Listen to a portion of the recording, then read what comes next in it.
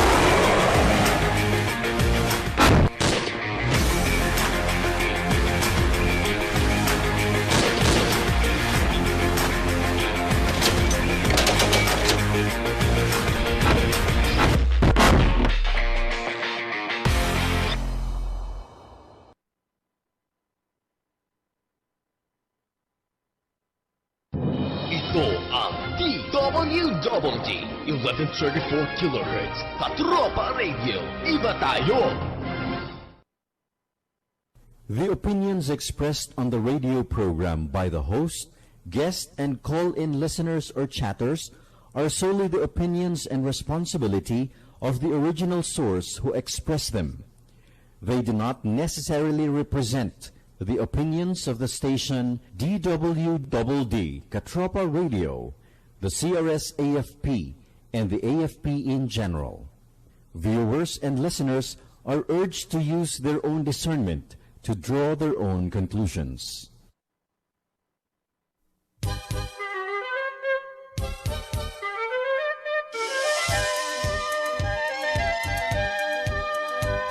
Minsa'y isang aklat lang ang iyong dala, minsa'y wala naman pero papasok pa. Kahit anong mangyari ay tuloy-tuloy ka lang, basta't kami mayroong natututunan. Minsan ay kay saya ng iyong pagtuturo, minsa'y nakakatakot pag mainit ang ulo. Ngunit kahit ano pa ang ugali mo, basta't kami tiyak na natututo. O guru ko, o guru ko, ang iyong tungkulin ay di gawang biro. Ngunit ako'y bilib sa'yo, dahil sa'yo buoti ko'y tumatalino.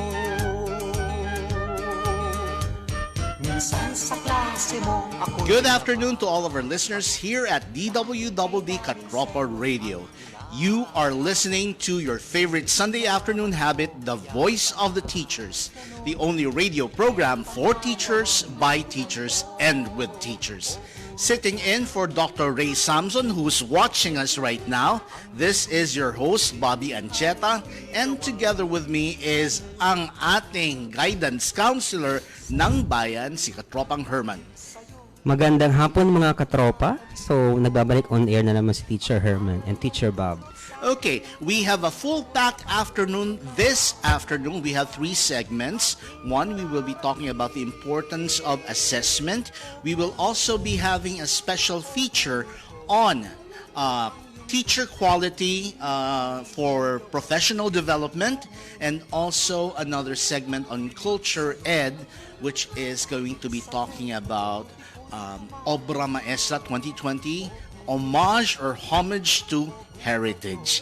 Now, we don't have much time for much talk, but before we proceed with our segments, we would like to thank the AFP, the Department of National Defense. So we would like to acknowledge.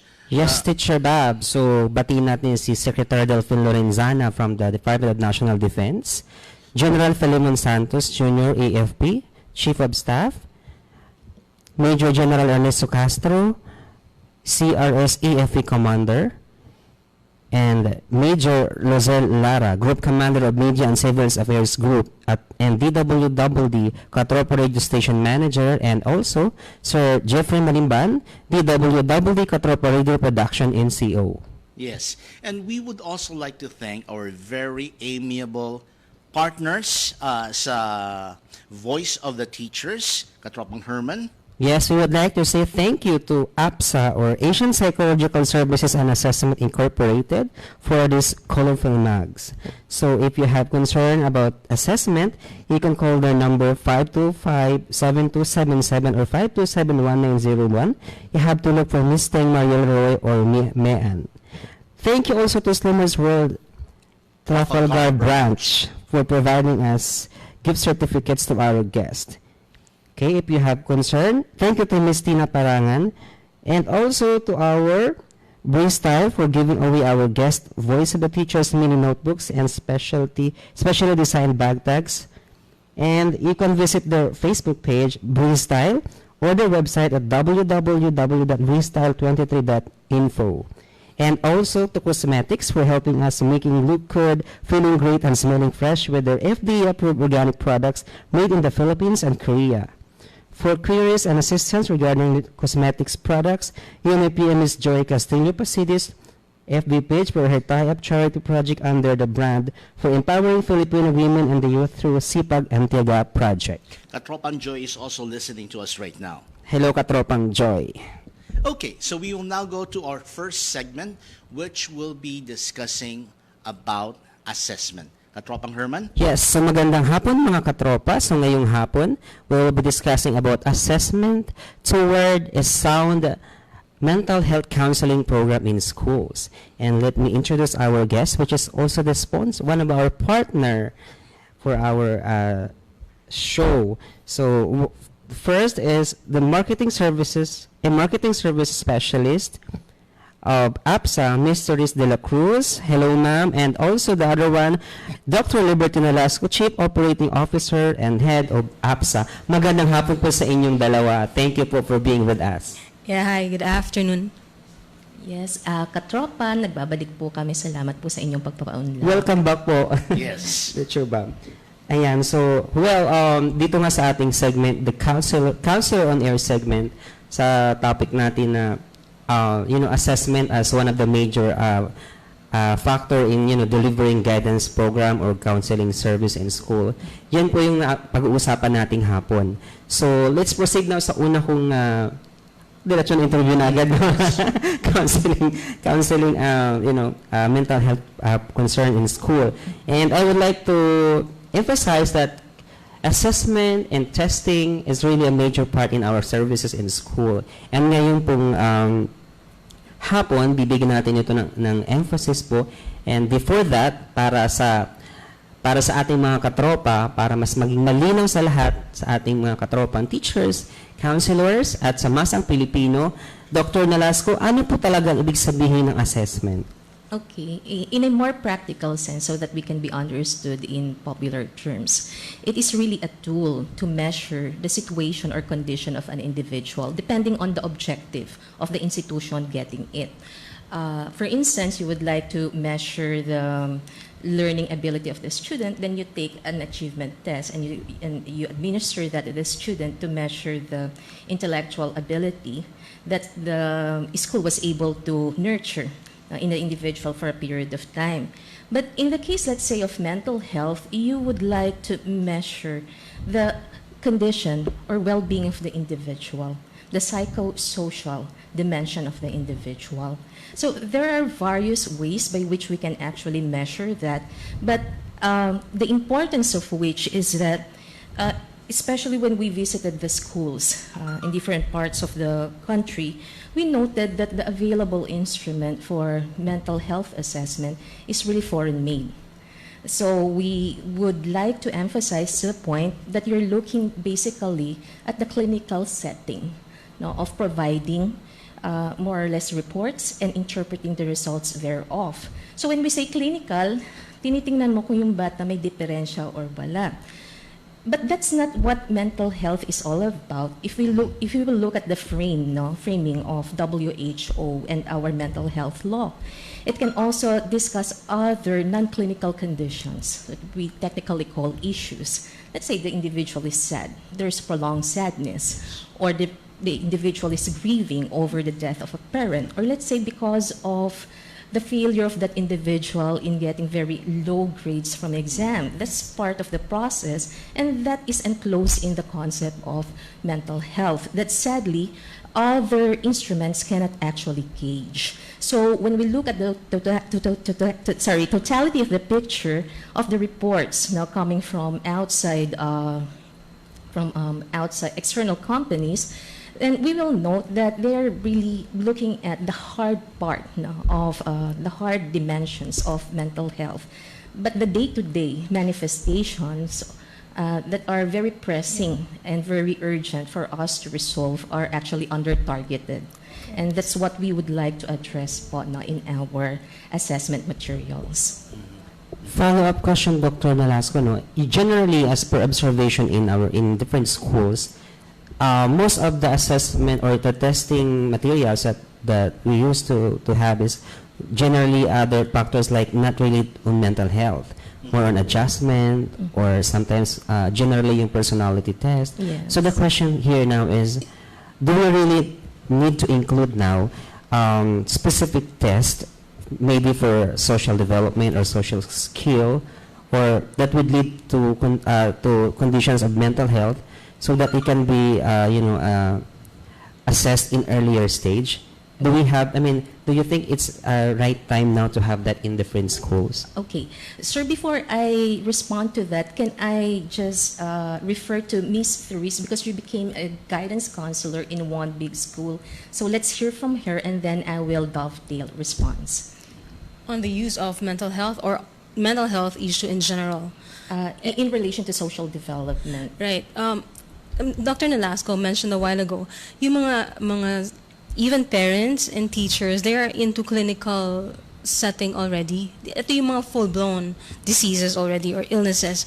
And to take for granted nila the start of which. And nagsisimula tayo sa schools, at home. We do not anymore focus on the issues that starts illnesses sa mga bata. Kadalasan, even psychometricians, ang gusto nila agad practice sa clinical setting, like mga schizophrenia, bipolar disorder, and all those sorts. Pero mag-uumpisa sa stress na hindi na-handle na mabuti, papunta sa anxiety, hindi na nabibigyan ng focus to. Until such time na, malaki na pala, grabe na talaga.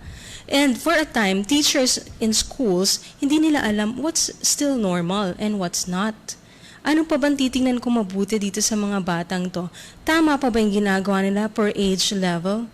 So, ito yung mga naging predicament ng mga teachers. And paano ko matutulungan itong mga bata na, wow, parang medyo kakaiba tong 2, 3, and now 50% of the class kakaiba na. So, doon nag-uumpisa yun. Yes. That's the practice. And because of that, we tried as much to innovate on our assessment responses, because basically most of the mental health assessment tools are personality tests in nature. Okay, meaning you're just looking at the individual and then identifying the red flags in the individual given certain markers. But there's always a way to innovate. We can actually merge personality tests and feedback tests or assessment tools. What is a feedback tool? That's what the institution would like to see. You're looking at the macro picture of the reality existing in the school. So you have a micro assessment tool and you have a macro assessment tool, then you have a hybrid assessment material. And why are you looking into that? Because you're looking basically at the situation of an individual, but it's not just an individual who has a problem. Maybe they're functionally, they look so normal, but deep inside they're weighed down. But they have internal strengths that we do not know which one really is prevailing over. We have to assess that, and we have to know exactly how many students or learners or individuals are in the same predicament, in the same situation. That you can only do when you have personality tests. But then you have to project the picture now as an institutional concern, right? So that the institutions can actually come up with programmed approaches to resolving the issue. And that's the time you not only aggregate the data, but you look at the totality of the situation, the incidents, what the reports are saying, and what are actually present in the school, what are the accepted practices that may have had contributed positively or negative to the situation. So these kinds of assessments have to be developed by licensed and trained professionals, right? Because usually some guidance counselors and some of those who are in the admissions would just come up with assessments which they would just cull from the internet or from friends. But as we know, the assessment or the tools that we use need to be tailor-fit for a particular setting, for a particular institution, and again, it would also depend on what the institution wants to assess. Yes. Primarily, when you look at the very micro perspective of mental health assessment, you really need a practitioner for that to guide you. But when you're looking at the institutional objective, you have to look for experts also in organizational development and public policies, because aggregation is really a language more of the, not psychometrics, but econometrics and national development specialists. So what we came up with is actually what we call not just a multidisciplinary, but a cross-disciplinary assessment material. We have to field in different people to come up with this type of hybrid material so that we can fuse together the macro and micro links. Doc, question, what happens if you don't have these assessments? Number one po, you will really have a hard time formulating a programmatic approach. When we say programmatic approach, it's a systematic response to the problem on hand. For instance, you found out that there are 30% students in depressive state. Okay? If you only have that flat out number and you don't dig deeper into the various manifestations of depression, then you will come up with a very generalist approach that might not really be sensitive or fully contextualized, in the language of other students who are suffering different types of depression. And in the process, you will not be able to properly diagnose the problems. Yes, opo. Parang it's a waste of time, waste of money, and waste of student and maybe the community resources as well. Yeah, remember, assessments are there to give you a picture of the individual. So, mas maayos na assessment, mas maayos na picture. Okay, and let's proceed now to my next question. And one of the major concerns in terms of testing, actually, yung paggamit ng mga foreign or international tests. So in APSA, do you have innovations of providing related materials to the local or to the Filipino students? Yes, APSA is 100% wholly Filipino-owned company, and that's what we pride ourselves in.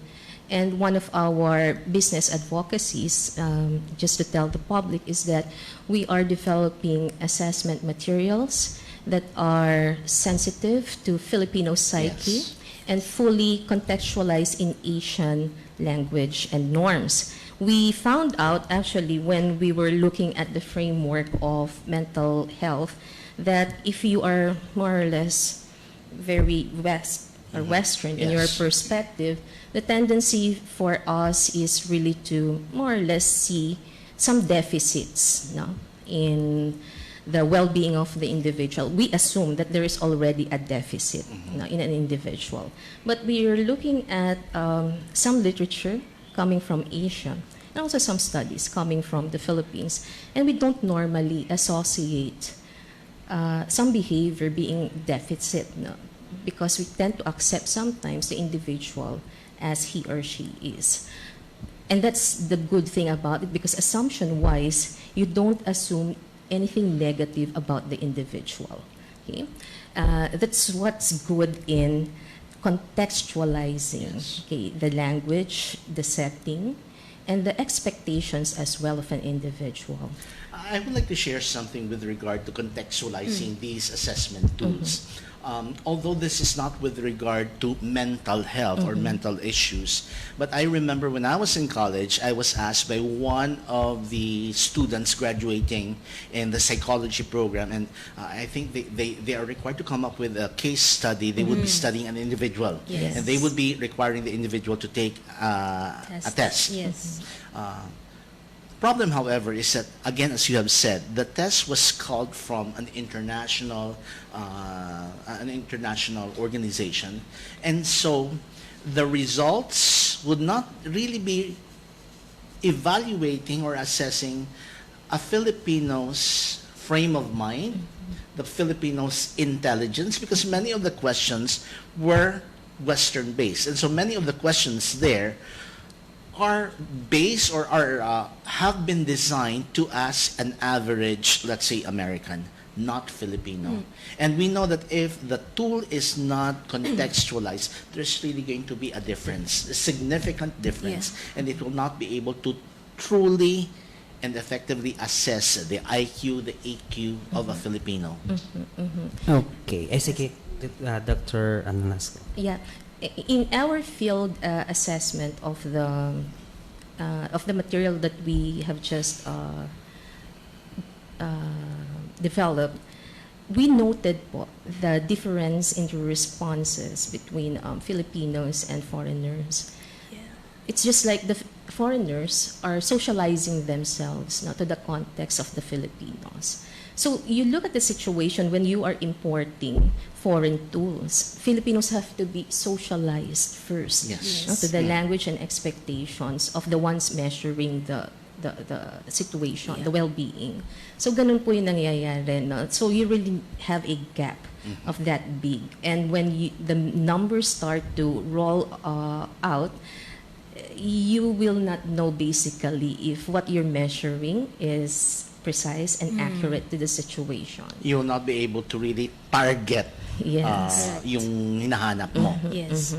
At least the noise factor or the margin of error is much smaller when you do the norming Yes. internally. Ayan, so more on tayo dun, stat and research. And let's proceed now to the, because I think some of our katropang psychometricians and guidance counselors, maybe they're already excited to this new innovation of APSA. Then just in case one of our schools, or I am a psychometrician, I would like to, to avail of this new test, what are the procedures? What are the procedures and guidelines? And what are the things that they need to consider as well? Okay, so I'll turn them over to Miss Therese. That's her job. Right, okay. Kasi medyo bitin ang oras natin ngayon, di ba? This is 20 minutes, no? Ang dami pa natin pag-uusapan. Marami pa tayong dapat masasabi But dun this sa is definitely case not study. going to be your last Thank you. guesting here It's- at the Voice of the Teachers. Thank you. Ang dami natin pag-uusapan. Especially about that, dun sa mga undergrad, mga how they utilize tests, no? And how we can be more a part of that. Anyway, for meetups, no, we are available. On the 26th, meron po kaming scheduled meetup. Andun kami ni Doc Len. And dapat kayo rin, dapat talaga yan, no? From Voice of the Teachers. Voice of the Teachers, yes. Meet up to from 9 a.m. to 2 p.m. sa Orchid Garden Suites. For details, please call 0939-000-4854. And please email for any inquiry apsa.aei@gmail.com. And also, before you email, go to our page naman sa FB at APSA Inc. or ArcPhil.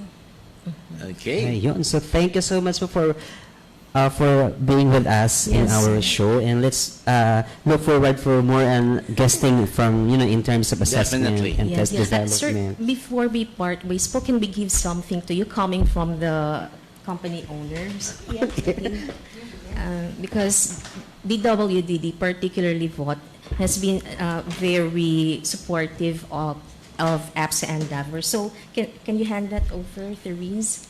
Ayan, thank you so much po. So we're giving you the publication entitled Developing National Standards for School Counseling Programs in the Philippines, authored and edited by Dr. Rose Clemenya, okay, our APSA president. Hello, Dr. Clemenya. Opo. Okay, hello, Dr. Clemenya. And also on behalf of the company owners, okay, we're giving away this very beautiful insider edition of Essentials of Investment in the Philippine Capital Market.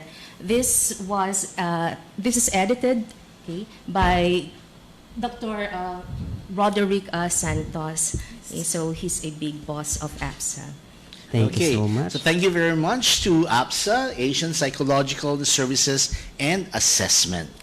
Okay, so Ayan, Teacher Bob. So, anong realization mo? Ako, isa lang. Number one, heavy yung research pagdating talaga sa Yes. test development. and as we have said, it is very important that we contextualize our assessment tools dahil yung mga assessments are not one size fits all.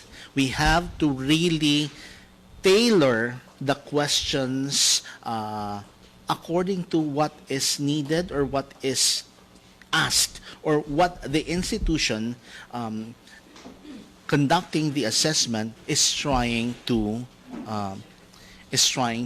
get or is trying to research. Yes, Teacher Bob. And talagang involved dito ang mga psychometricians and researchers. And we would like to say good luck to APSA, for innovating more in terms of assessment and test development.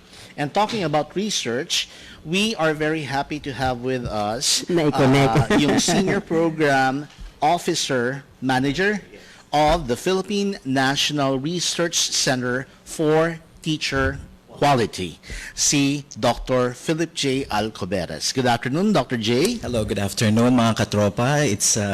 I'm really pleased to be with you in your amazing show for teachers. Okay. And with us also is ang ating bagong host dito sa Voice of the Teachers, si Albert Colasito. Katropang Albert? Good afternoon, mga katropa. Belated Happy Valentine's Day. Yes. Ayan, nakalimutan natin bumati. Oo nga. Okay. Sa ating mga katropa. Okay, so let's now go to the Philippine National Research Center for Teacher Quality.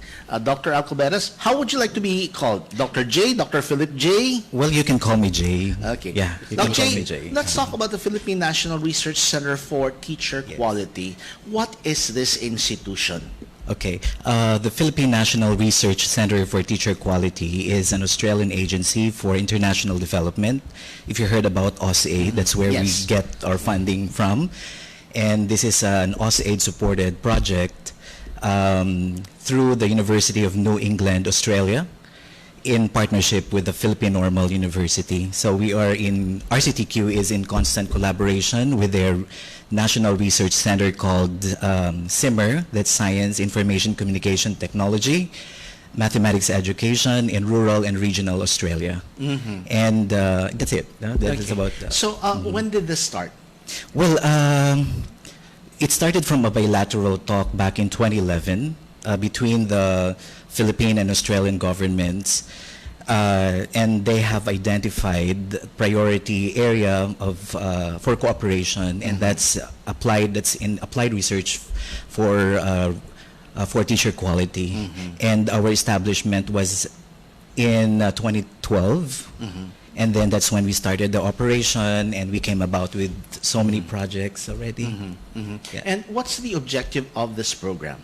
Well, RCTQ is actually aims to provide high evidence-based policy advice, directing to teacher quality. So we do applied research, and we provide technical support. That's actually our mandate. We provide technical support to the Department of Education and Commission on Higher Education. So, the research that you conduct are for all the teachers? Yes, yes. Okay. Not just only for the teachers, but we also provide technical support to academic supervisors and also to the DepEd system. So we are helping BHROD and Teacher Education Council for them to to really do the rollouts accordingly of the Now, you're standards. based in the Philippine Normal University, yes. but you operate nationwide. Yes, you're right. Okay. Yep. So, at this point in time, do you have specific areas where you specifically operate? Yes, we are actually focusing on teacher quality, and particularly we have the Philippine Professional Standards for Teachers. That's there's an inked memorandum from the Department of Education, from the Secretary, who has been very supportive in the teacher quality in the country. Ma'am And Liling. we have, yes, Ma'am Liling. She's such a nice person. Yes. And she's Bisaya. Bisaya good na siya, no? Yes, and she comes from Negros Oriental. I know, right? Siliman yan. Silliman University. Yeah, so from that time on, we started helping or providing technical support to the teachers. This is not just setting the standards for them, but we also provide support materials for them to better appreciate and understand the standards. Now, you mentioned the areas of specialization, Yes. but with regard to location, are there any specific locations which you are currently operating? We're based at Philippine Normal University because it's the National Center for Teacher Education. That's the government has legislated it as National Center for Teacher Education. But basically, what we do is we go to different regions to provide technical support to national and regional facilitators in their RPMS, PPST rollout. Earlier, you mentioned that you will be going to Mindanao. Yes. Yes. Okay, so you will be going to Cotabato, but before that, what areas or what regions have you visited already?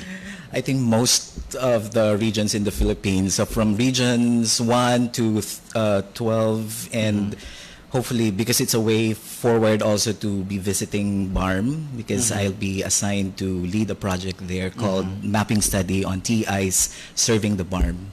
So I'm excited because there's so much more that BARM could really offer. And When could you really do. conduct, I'm sorry. Yeah. When you conduct your research, what specific questions or what are those areas or topics that you are particularly interested and you would like to know more about? We usually set first we identified the following: the TI profile, and then the context, because as you know, when teachers are in the classroom, we need to understand also what's going on there. Their plight is something that we need to understand better. And then we also understand and know the support and initiatives extended to them by the administration. Yeah, this is in the context of my project in the future. We would like to invite Mikey. Yeah. That's Mikey? Yes. Okay. We would like to invite also one of the program officers, Project officers. project officer Yes. of the Philippine National Research Center for Teacher Quality. Yeah. Okay. So we have Mikey Tuazon. Okay. And while waiting, I have follow-up question to Doc. Yes. Yes. In terms of, you said, sir, there's, based on the needs of the particular area or region, what's the first step? Like, there's an assessment or there's an interview? Yes, what we do is that we do first needs analysis. That is to understand what teachers really need, because we have very good teachers in the field. It's just that we need to know what help can we extend, what other help we can extend. And coming from the PPST, we know that there's still a lot of work to do ahead. In strong partnership with the Department of Education, particularly BHROD, TEC, and NAEP, because we have now the NAEP transformation. For the benefit of our listeners this afternoon, Doc J, can you please tell us what those acronyms mean? Okay. I know these are new species for you. Which one do you like me to define All of them. first? Okay.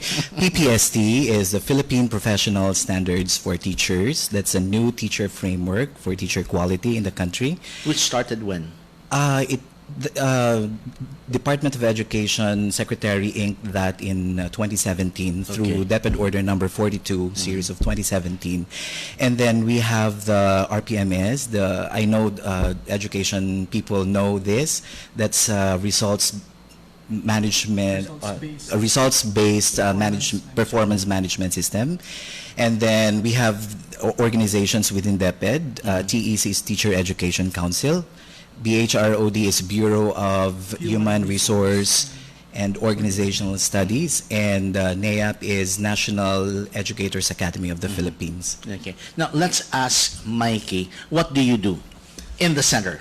Currently, I am the project officer of the Philippine Professional Standards for School Heads and Philippine Professional Standards for Supervisors. Okay. So you also operate in different, aside from the different fields, but you have different categories for school heads, for classroom teachers. Yes. What else?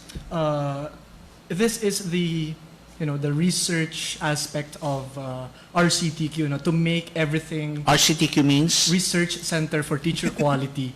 To make our efforts systemic, holistic, so that kumbaga, we're not doing things na separate from one another. And we've been doing initiatives for our teachers, and currently my role in the center is to take care of the same framework, but now for school heads and for supervisors. So we operate on a different level. Meron din pong in-service or those in the Department of Education. Yes. Also for pre-service, our education students aiming to be part of our education system. So you have also gone around the Philippines conducting the research and the activities. Yes, sir. We've gone to different regions conducting researches, focus group discussions, trainings. No? Yes. Would you like to ask some questions? In terms of lineup ng mga experts or trainers po, saan po nanggagaling? From local or from abroad? Kasi they are based from Australia nga, di ba? Kung meron silang... The project comes from Australia, but the funding is coming from Australia. But we believe in our talents and in the Philippines. Talents and minds here in the Philippines. We pre-selected teachers through the help of BHROD and Teacher Education Council. So they helped us in identifying high quality, for example, writers or members of the technical working group. And they're the ones who invited for us. So the process owner of our products are not us, but the people from the Department of Education. So aside from conducting the research, you also do activities, learning events. Do you have learning events as well, or is it just for the reports that you deliver from the research that you conduct? Primarily, we do applied research, but of course, RCTQ is also one of the sources of this information. So, minsan kami rin ay nakukuha as parang discourse resource speaker when it comes to anything relating to teacher quality. May it be a forum, for instance, each time World Education Forum meets.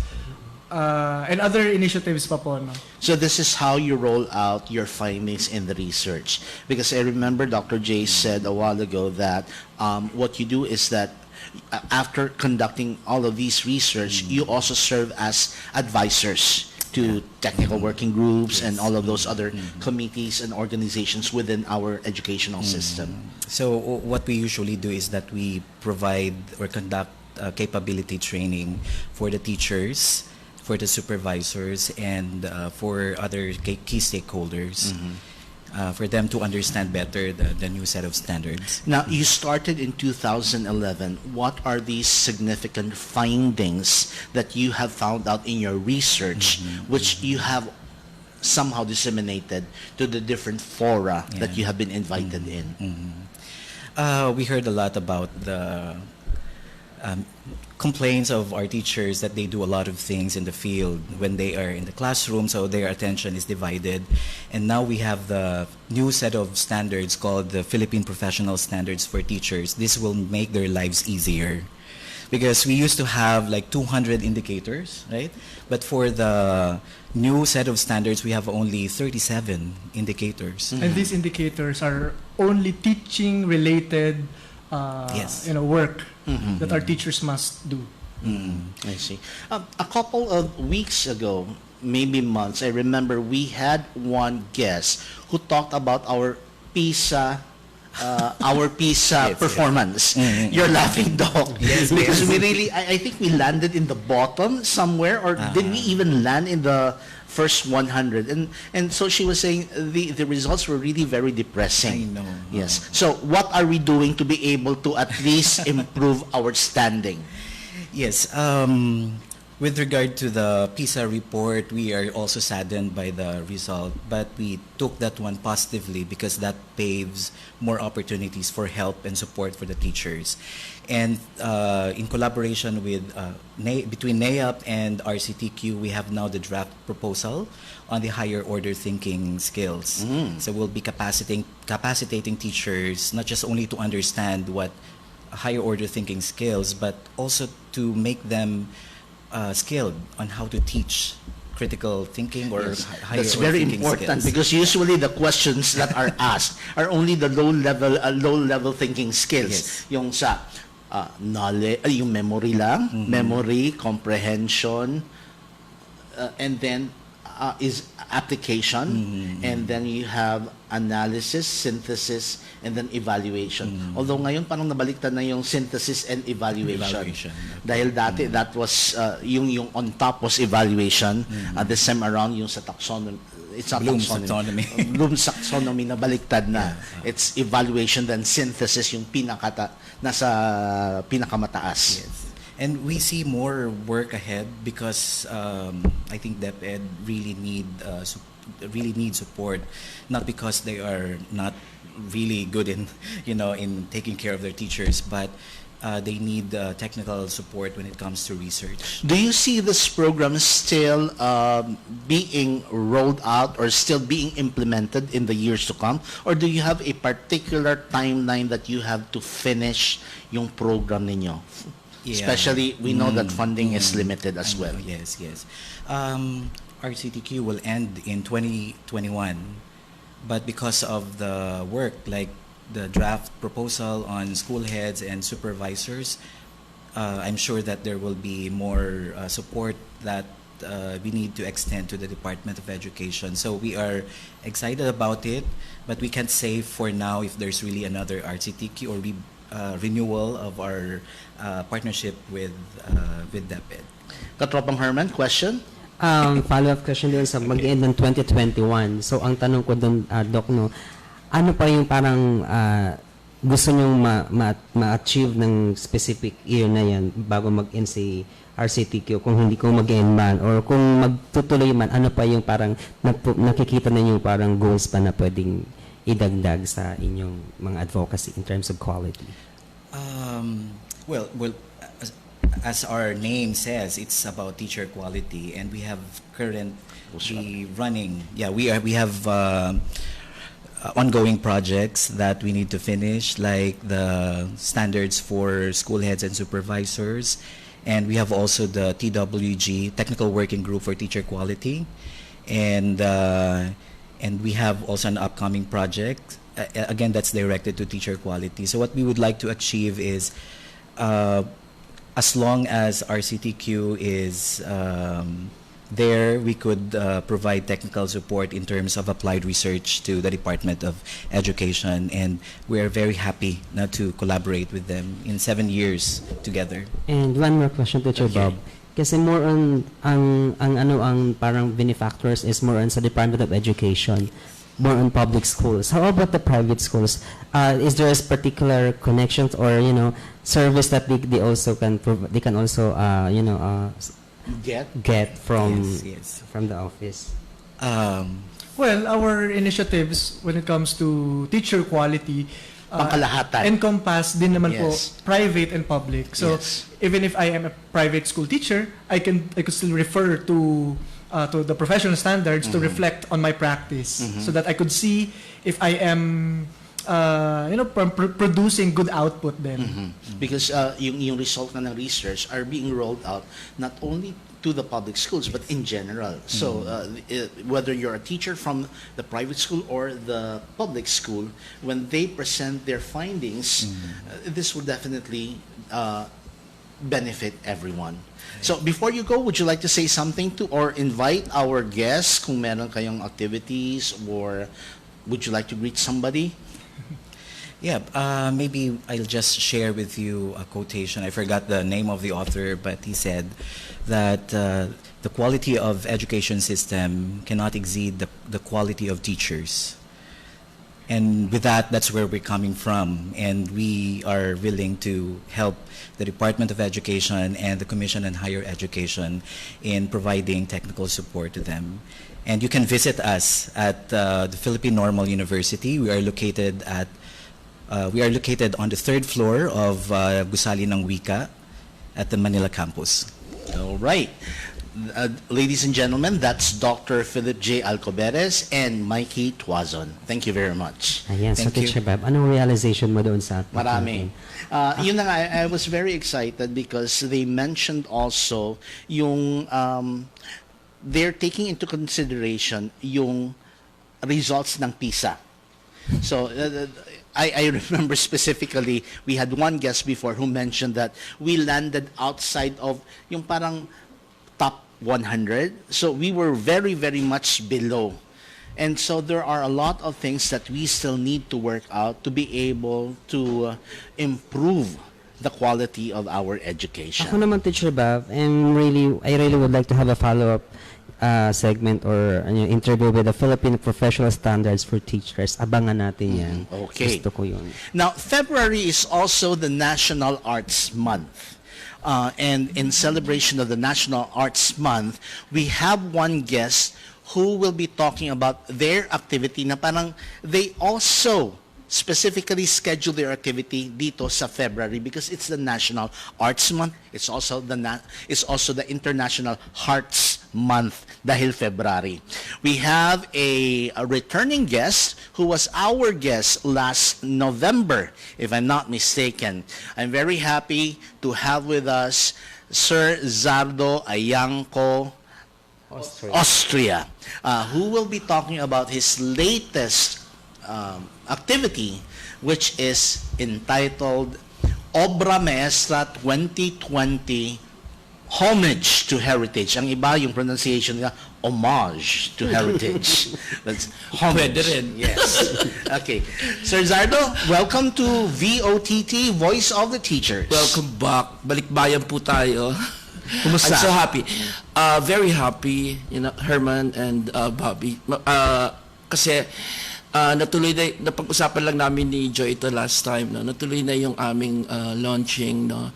Yung aming homage to heritage, and we're lucky na nag-partnership kami with Shangri-La Plaza, and we're also lucky na itong February, which is the Art Month, yun, sumabay yung aming launching. Talagang inano ko yung date ho, auspicious 02-20-20-20. Yes. Sinadya po yun. Okay. Sir Zardo, let's talk about your activity, your homage. yung show, yung yes, homage okay. mo. Actually, itong homage to heritage, this is our way of promoting also my forthcoming book, which is called Obra Maestra, A Portrait of Excellence in Philippine Fashion and Culture. Mm-hmm. And at the same time, I'm also going to be launching the magazine Noble Ideas to Aspire and Inspire, no? So, ito pong launching na to ng homage to heritage, magkakaroon kami ng exhibit, no? Actually, it starts today. The exhibit starts today sa Shangri-La Mall, dun sa Luxury Lane nila. And it traces yung, it started like evolution of Filipiniana fashion, pero stylized, no? From pre-colonial, no? To liberation. Actually, itong year na to, 2020, is the 75th year of our liberation, no? So, special din to. In fact, pag sa reopening, sasabihin ko na rin. Sa reopening ng Ayala Museum in August, I'll be talking about fashion aspect ng liberation ng Philippines. That's around October. Anyway, but going back to itong homage to heritage. So, aside from the exhibit na ngayon mag-start up to February 29, sa February 20, we're gonna have a cultural fashion show also. Yun din, from pre-colonial to to liberation. And then dun ho namin papakita yung relationship nung history, culture, and then yung fashion. So that's why you call it cultural fashion show. Yes, hindi siya regular fashion show. Cultural fashion show. I coined that word kasi lahat to ng, these are all designers. These are top designers from Rene Salud, from Lito Perez of Kansuki. These are all the top designers right now. I brought them all together because sila pwede makapag-interpret ng cultural elements ng fashion natin. And at the same time, this is actually a fundraising project for me, no? I put up Fashion with Compassion kasi yung sales ng mga book at saka ng forthcoming book at saka yung magazine, namin target namin sa Duyog Marawi for the Cotabato and Marawi rebuilding. At the same time, yung yung bagong construction ng monastery and chapel ng mga OSB Benedictine Sisters. And then yung lately nga, yung sa Taal, no? Kasi one of the cultural sites there, na kay Sasay Church, talaga naapektuhan. So, ayun, hopefully we can donate a lot, no, from the book sales and the magazine sales. Si Sir Zardo is really very mahilig sa mag-coin ng mga words. Yung sinabi niya na fashion for compassion. Yes. Okay. Yes. Okay, so ito yung mga advocacies mo. How did you start with this project, with this concept? Oh, well, it all went this is supposed to be sort of like a sequel ng around 2018. I produced along with my co-producers, no, 3 of them, yung Marawing Salamat to raise funds for Marawi. So ang ginawa ko, nag-join hands kami with the opera group, no. So it was the first time that the opera and the fashion joined hands, nag-show kami sa CCP. And then, I came with a very good concept there ng yung sa fashion show. Kasi alam mo, ang CCP, hindi sila nagpa-fashion show doon. That's why I coined the word cultural fashion show. You've got to have the element of culture. Yes. So sabi ko, this is not going to be a regular fashion show. This is going to relieve the pomp and pageantry of Carnival Queens. They approve it at once. Sabi ko, ang ganda niyan. But somehow this time around, even the NCCA and the CCP are already recognizing fashion as part of the arts, and that's why there was this recommendation last time to make a fashion designer as a national artist. Meron na. Yes, which is under sa architecture ata yung sinabi nila, because in the different fields of arts, kung saan ka pwede man-nominate, wala doon yung fashion, yung couturier or dressmaking. But eventually, yung ginawa nila was that they saw that fashion, yung paggawa ng damit, can be under parang sa architecture somewhere. Actually, nagkaroon siya talaga ng category, and the first national artist for fashion design, Ramon Valera. Okay. In fact, ito bago namatay din si Pitoy, he was also recommended and approved by Gloria. Kaso na-question nga yung nila ng NCCA, so hindi na naman na-recognize. But then sayang, no? But he would have come next to Valera. Kaya ang nangyari dito, even dito sa aking eras na ipapakita, I stopped dun sa era ng the rise of the Filipino male fashion designers, because you know why, before the war, before the liberation, female naman talaga ang designers. They're called modists, at ang number 1 noon was Pasita Longos. But even before the war, just before the mga 40s, pumapapil na talaga si Ramon Valera. But right after the liberation, nag-change kasi ang moral perspective ng mga Pilipino, because the values, etc. Pumasok ng mga Filipino fashion designers. From Valera, ito na yung grupo nila Pitoy Moreno. Sila yung mga bagets ng Pitoy Moreno, Ben Farales, Ariel. Now, they turned out to be the masters now, no? So sila ngayon yung too bad, they're all gone now except for Mang Ben Farales. But then, you know, in the course of my my research, natuwa ako kasi I was looking at the pre-colonial especially. Nabigla ako kasi yung pag binis mo talaga yung history, makikita mo na ang lakas pala ng structure ng natin, ng culture natin before.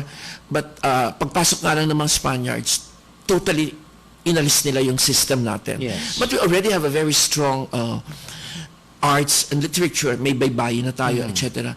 In fact, yung gender equality ng ng pre-colonial mas mas maayos kaysa sa Spanish kasi naging patriarchal ng Spanish eh. But alam niyo sa pre-colonial, yung mga babae can divorce their the husbands.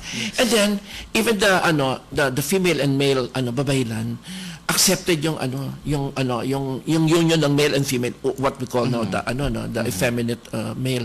So noon lahat ng gender accepted.